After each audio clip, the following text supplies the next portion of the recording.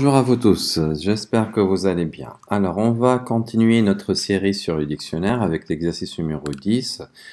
L'exercice numéro 10, en fait, tout d'abord, il est très intéressant et on aimerait bien en fait le traiter step by step. C'est-à-dire, la première chose, on aimerait bien déjà décortiquer cet énoncé-là.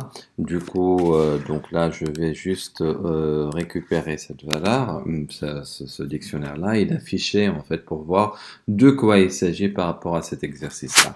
Donc, cet exercice-là, on parle d'un dictionnaire de données, donc for x in student data. En fait, ce dictionnaire données il est composé de clés valeurs et la valeur elle est particulière parce qu'elle est de type aussi dictionnaire données. Donc for i in student data, là je vais mettre print x et puis je l'imbrique avec for genre y in student data, donc de x, donc de la clé, voilà, je vais afficher y, tout simplement. Et là, je peux carrément en fait améliorer l'affichage de telle sorte à afficher donc une petite flèche là pour dire là c'est une clé. Et là, je peux même faire une petite tabulation pour qu'elle soit un tout petit peu en retrait par rapport à la clé. Et là, je mets en fait le anti/t pour la tabulation. Voilà. Là, j'exécute pour voir et pour décortiquer ce dictionnaire. Il s'agit de quoi au juste? Donc, ce dictionnaire, en fait, il est composé de deux ID. Et chaque ID, en fait, est composé d'un nom, d'une classe et des matières suivies par un étudiant bien déterminé. À part le but de l'exercice était en fait, juste je rappelle, donc le but c'est d'afficher en fait les matières de l'ID 1 et puis d'afficher en fait une valeur par rapport à une liste de valeurs. Donc là, je vais pas en fait attaquer directement cet exercice, mais beaucoup plus voir comment j'arrive à avoir une structure de la sorte. C'est-à-dire, j'aimerais bien que l'utilisateur puisse remplir ce dictionnaire de données.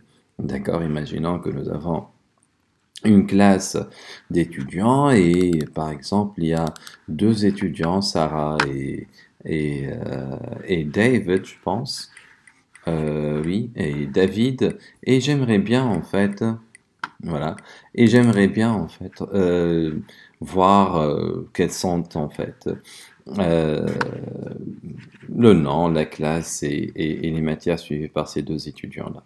D'accord? Donc je vais essayer en fait de traiter ce cas de figure et puis on verra par la suite. Carrément, on peut en fait l'améliorer dans les prochaines vidéos, hein.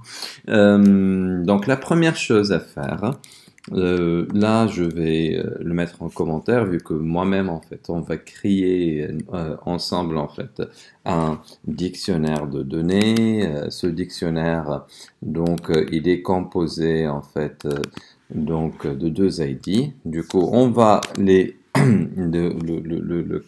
créer ensemble et puis on va comparer avec le dictionnaire donné comme input. Donc la première chose à faire, je vais initialiser plutôt un student data, en fait un dictionnaire qui est initialisé au vide, d'accord, et puis je vais, donc j'ai deux ID, donc for i in range 1,3, voilà, donc j'ai deux itérations pour l'ID 1 et l'ID 2. Et puis, je vais récupérer en fait la valeur ID1. ID1, elle est caractérisée entre deux codes. Du coup, là, c'est un varchar.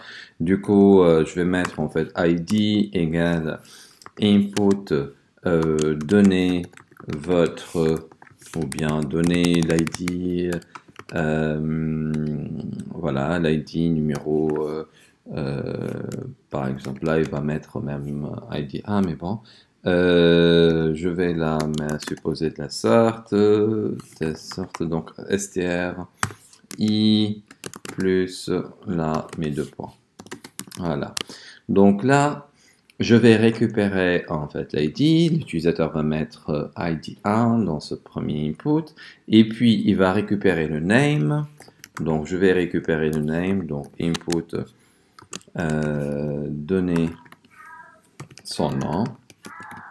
Voilà, ou bien le nom de ID1 à la limite pour qu'elle soit cohérente, donc le nom de ID là plus str, et je vais mettre 1, voilà, ID1, puis la même chose, le name, la classe, donc ça va être classe égale input, donner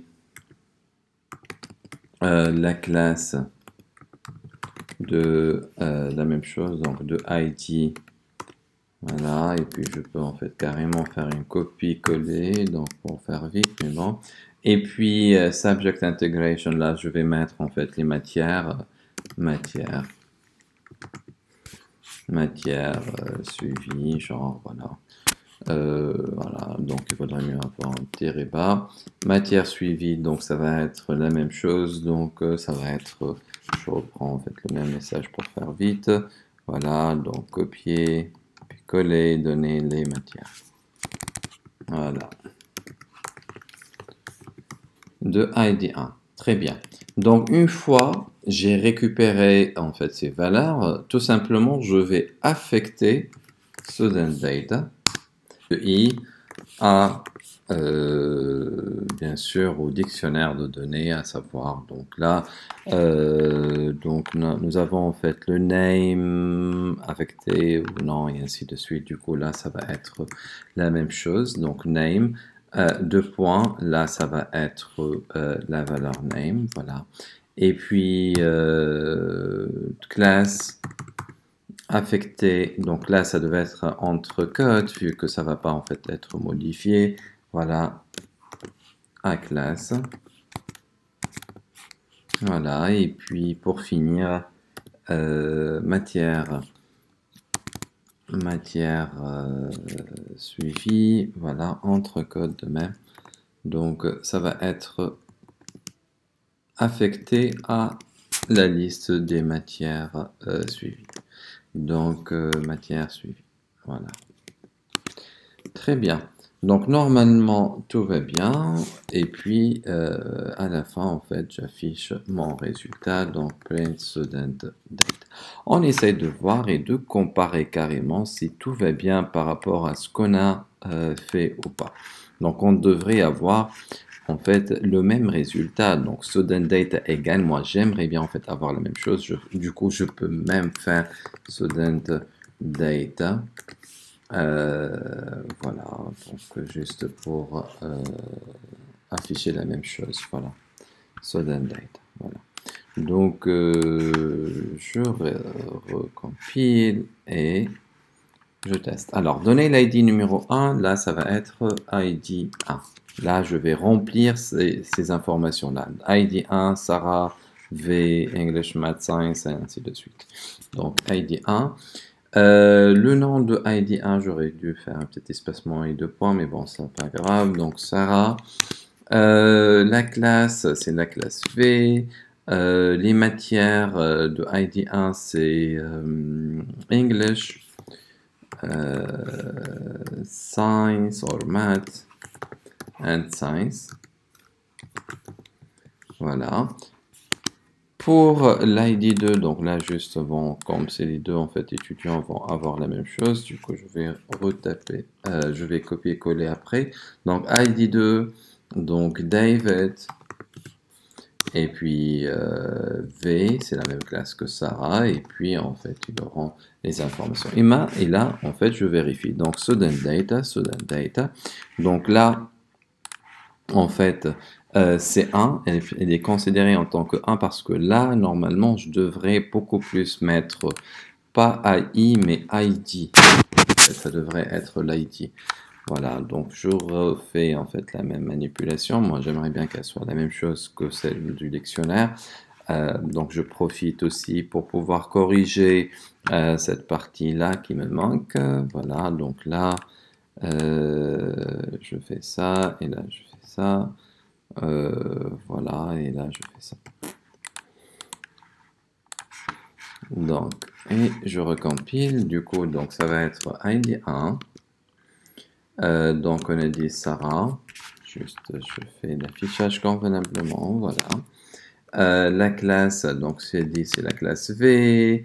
Elle fait de l'anglais, du maths et de la science. Science. OK. Pour le deuxième étudiant, donc c'est ID2, qui se nomme David. Il est à la même classe de Sarah avec V. Et puis English, donc English, maths et sciences. Voilà. Et là, on vérifie, voilà, a priori c'est bon. Donc, student data, ID 1. Donc, le name, deux points, on a Sarah, la classe V. Donc, la matière suivie, là, bon, les subject integration, là, avec English. Donc, une liste avec une seule valeur. Donc, j'ai répondu donc, à la même chose. Donc, ID2 de même. Donc, le name, David 2. Donc là, a priori, en fait, on a eu en fait la même information que la donnée de cet exercice-là. Donc là, au lieu en fait de récupérer l'ID en fait, donc ou plutôt le dictionnaire de l'énoncé où nous avons nous-mêmes fait cette structure de données. Ok, donc là nous avons dans notre dictionnaire student data. Donc revenons après à notre énoncé. Donc une fois on a récupéré student data, je peux en fait là récupérer tout ça et mettre tout ça en commentaire pour ne pas réintégrer ces informations. Voilà.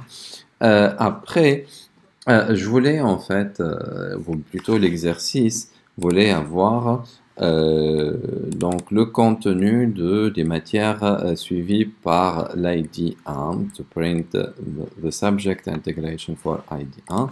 Du coup, tout simplement, je parcours for i in student data. OK. Et puis, à la limite, je peux avoir print.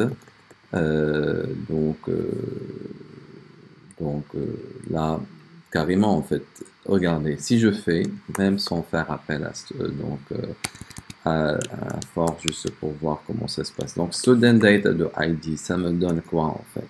Le student data de ID, donc là, si j'affiche, en fait, le résultat, print, student data de ID 1, voilà. Normalement, là, elle m'affichera en fait la valeur de ID1.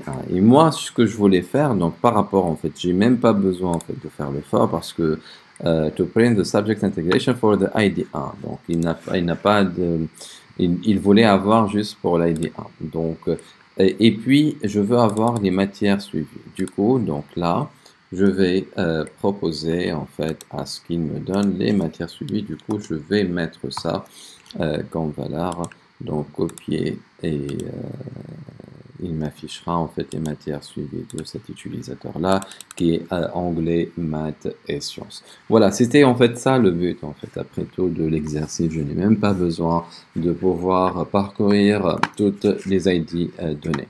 D'accord? Puis écrire un programme Python qui permet d'afficher ou bien la première matière de ce résultat-là. Du coup, il aimerait bien en fait avoir le English. Ok, donc là c'est simple en fait. Donc regardez, donc là si je fais en fait de 0, donc là ça va m'afficher la liste en tant que chaîne de caractères, c'est-à-dire le premier élément là, le premier élément de ma comment dire, de ma chaîne, d'accord? Parce que là, tout à l'heure, la liste, elle était composée d'un seul élément de données, d'accord? Puis là, en fait, je veux convertir cette chaîne en dictionnaire de données, d'accord? Donc là, je peux carrément en fait la splitter. Donc si je fais en fait un simple split, par exemple de cette donc avec virgule par exemple là comme séparateur, là ça va nous afficher quoi au juste? Ça va nous afficher en fait une liste donc composée de 3 éléments et non pas un seul élément. Et du coup après, si je veux avoir l'élément English, par exemple, là, je parcours et je traite et j'aurai en fait English. Vous voyez? Donc là, à partir de l'ID 1 qui m'affichait en fait la valeur de ID 1, puis les matières suivies par cet utilisateur, puis la première, bon, c'était une liste donc d'un seul élément. Du coup, on a éliminé la liste et j'ai pu avoir une chaîne de caractères. Et puis, j'ai fait appel à split avec un séparateur virgule. Donc, où je trouve en fait un séparateur, je mets en fait dans la liste. Et puis, je l'ai rendu du coup là jusqu'à avoir en fait une liste de valeurs de 3 valeurs. Et puis, j'ai voulu en fait avoir la première valeur de cette liste-là. Du coup, là, ça m'a permis en fait de jouer avec cette structure de données. Voilà, donc j'essaierai en fait dans les vidéos futures de pouvoir jouer, de faire presque le même exemple avec des données beaucoup plus intéressantes. Merci pour votre attention et à la prochaine.